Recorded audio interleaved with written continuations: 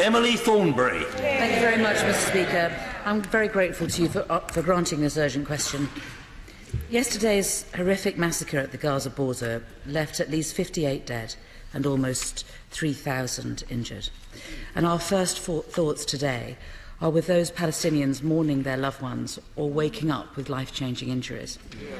And what makes yesterday's events all the worst is that they didn't come as a result of some accidental overreaction to one day's protests, but as the result of a culmination of 6 weeks, an apparently calculated and deliberate policy to kill and maim unarmed protesters who pose no threat to the forces on the Gaza border. Many of them shot in the back, many of them shot hundreds of metres from the border, and many of them children. And if we are in any doubt, Mr. Speaker, about the lethal intent of the Israeli snipers working on the border, I'm afraid we only need to look at the wounds suffered by their victims. On hunting websites, Mr. Speaker, in America, they regularly debate the merits of 7.6mm bullets versus the 5.5mm bullets. The latter, they say, is effective when you want to wound multiple internal organs, while the former is preferred by some because, and I quote, it is designed to mushroom and fragment, to do maximum internal damage to the animal.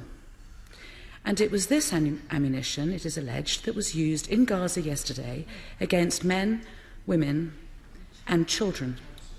On the very first day of the violence, Mr. Speaker, the UN Secretary-General called for an independent investigation into those incidents, and last night the Kuwaiti government asked the UN Security Council to agree a statement doing the same, only to be vetoed by the United States.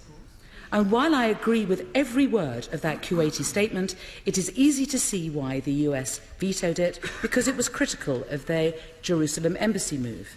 So can I ask the Minister of State today if he will take the initiative, not just in supporting a new Security Council statement, but in helping draft a new statement, making no criticism of any party and no link to any other issue, but simply calling for an urgent, independent investigation into the violence in Gaza to assess whether international law has been broken and to hold those responsible to account.